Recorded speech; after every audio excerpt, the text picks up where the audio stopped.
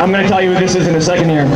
Trained at McMaster University in psychology, family medicine, epidemiology, and clinical research, went to University of Ottawa for general and cosmetic surgery, is a clinical professor at McMaster University, currently studying for a Master of Theology at Tyndale College or University, published extensively in medical and surgical journals in Canada and the US, practiced family medicine and surgery for the past 35 years, developed a keen interest in epidemiology and management strategy of COVID-19, produced a YouTube video on the topic which yielded 11,000 views on the subject, is using his clinical research and epidemiology background to help us all out, is a member of the Great Barrington Declaration on the Focused Protection Model for COVID-19.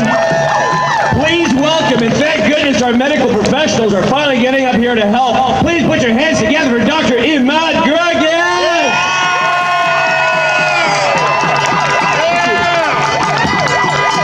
Wow, thank you very much.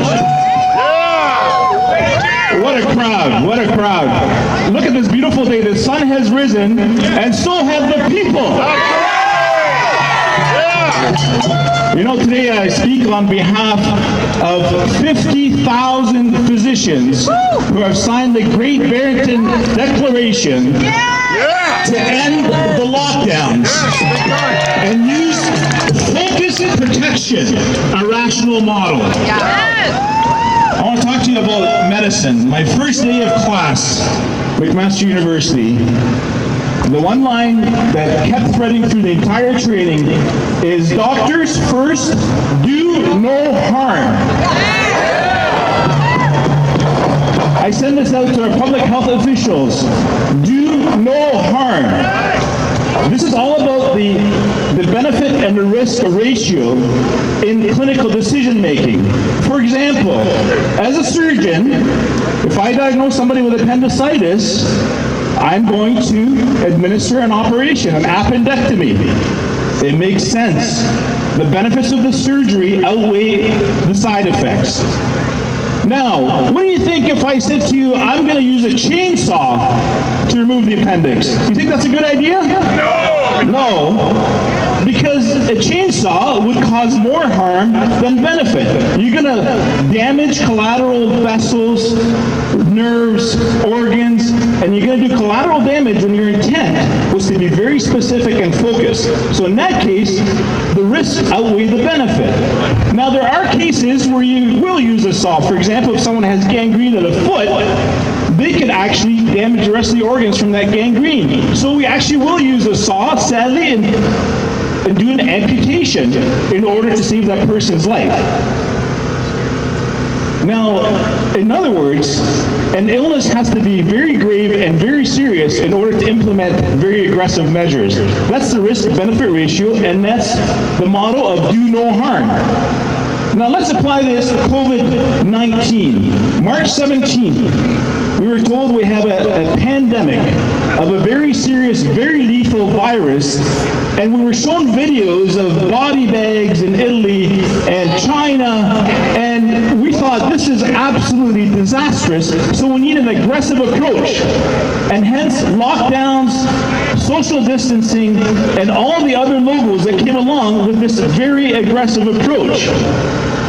Now, we say, why lockdowns? Why lockdowns? Well, at the time we were told that the benefits of lockdowns outweigh the risk, because if we do nothing, we're going to have droves of people, our friends, our family are actually going to die, and therefore we need a very aggressive approach. So we were told that the benefits of lockdown outweigh the side effects. Now, sometimes there is an appropriate approach for this. So we waited along and we thought, okay, it's going to be 2 weeks, no problem, flatten the curve. March 30th, Premier Doug Ford says, you know what, that 2 weeks wasn't enough. We need another 2 weeks because we haven't flattened the curve. So another 2 weeks come along, and then it's going to be 30 days, more lockdowns.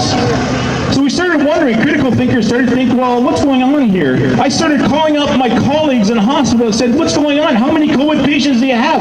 This must be a disaster. 3? We have 3 patients in hospital. None of them are on ventilators.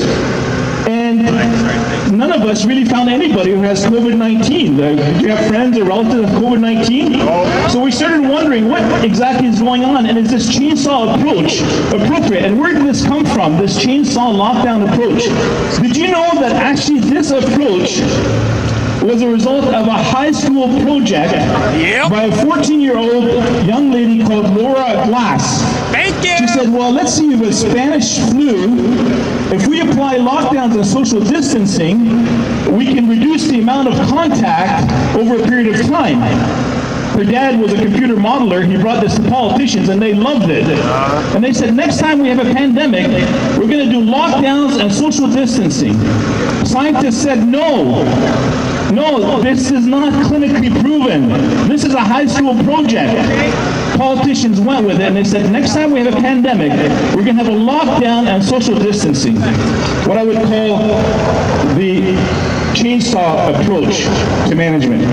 Now you might say, well, this would be appropriate if hospital resources were strained, if we were out of personal protection equipment. But as time went on through the ensuing months, we started seeing there's something wrong here. We're not seeing friends that are critically ill. We're not seeing ventilators being overextended. In fact, we're seeing the opposite. Hospitals were actually under as far as bed capacity. And so we started wondering, critical thinkers started thinking, what exactly is going on here? And then we started looking at the statistics for this coronavirus, and we found that if you have a healthy immune system, you have a 99.9% probability that you'll get over it. And we started thinking that, we started observing that actually the cases were focused in long-term care facilities and those that had 3 comorbid conditions. So now all of a sudden we're like, okay, what's going on here? Do the benefits of lockdown and social distancing outweigh the risks? No. So you can't apply a chainsaw to a problem that can be contained with focused, precise management. Then we started wondering, well, what about this test, this PCR test? We started exploring this PCR test. Why are we doing so many PCR tests? Well, if you go to a PCR test, all it picks up is remnant RNA viruses. And you can actually turn up the volume or turn down the volume to increase the sensitivity of the test. This is the inventor himself, Dr. Kerry Mullins, the creator of the PCR test. These are his own words. Anyone can test positive for practically anything with a PCR test. If you run it long enough with PCR and you do it well, you can find almost anything in anybody. It doesn't tell you that you're sick. It does not tell you that you're sick. And as a matter of fact, there's a recent study just released, the Journal of Clinical Infectious Diseases, September. They studied 4,000 people. They took the PCR test, and then they took the blood of those people and cultured the virus. Viral culture is the gold standard. You would be shocked what the results are. When you run the test at 30 cycles, you have an 80% false positive rate. Wow. 80% false positive rate in 4,000 people. Crank it up to 35 cycles, and you have 97% false positive rate. I'm going to translate this into what we're seeing right now in Ontario. Ontario uses between 35 to 45 cycles. Wow! Now, we actually have an admission by a public health official, Dr. Jeffrey, and she said that there's approximately 50% false positive rate. So the government officials actually admitted the 50% false positive rate. So when you come out of that PCR test and it's positive, flip a coin. It's that inaccurate. So then we're like, now we come to the end of the summer, and all of a sudden we're relieved and we're saying, we flattened the curve now, but we can start weaning back into normalcy. However, there's still going to be some restrictions. Social distancing, lockdowns, and all of a sudden masks. Where did that come from? When the public health officials said masks for the healthy are useless, mask experts said they're useless.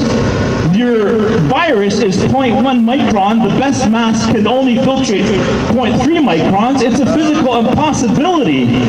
And it's unnecessary in the healthy to go around muzzled with masks. Masks are useless.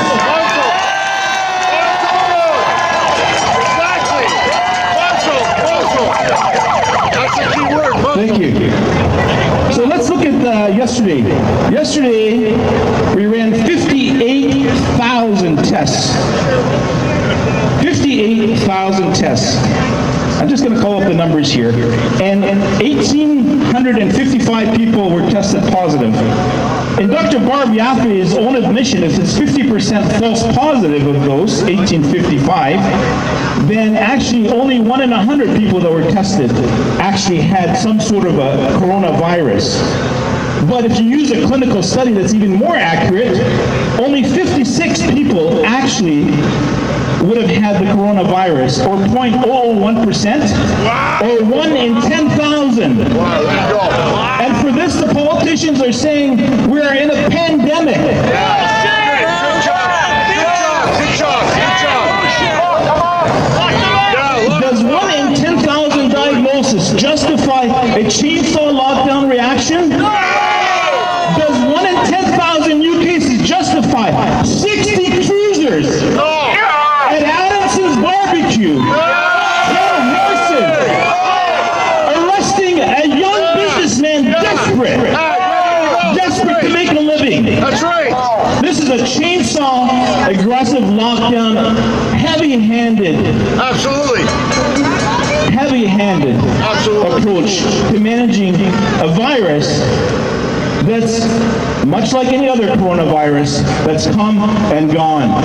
Unacceptable. I appeal to my colleagues. Remember first day of medical school, Dr. Tam, Dr. Davila. I appeal to you to remember do no harm and get a second opinion, please, from 50,000 physicians that have said to you the lockdown is an overstep. This is not medicine. That's right. Absolutely inside. Okay. I'm going to wrap this up. So basically, in conclusion, the focus protection model is what we recommend as physicians. Many of us recommend it. Not everybody is in agreement with consensus. There are others, in fairness, that agree with the public health approach of the lockdowns and social distancing. But I believe that we need a focus protection model to stop the harm on the healthy population with a perfectly healthy immune system, right. and invest money in long-term homes and protect those with comorbid conditions. Like a surgeon performing a precise appendectomy, we need focus protection and stop using the chainsaw to destroy the lives of young business people trying to make a living.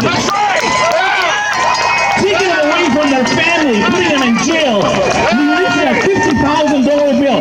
Whatever your opinion is on civil disobedience, I'm not going to weigh in on that. However, let's be rational. Absolutely. May God bless you. Thank you, Imad. Thank you, brother. Wow. For some reason, I have a feeling we're going to see that doctor again. It only took us 33 weeks to get a medical professional up here. Can you believe it?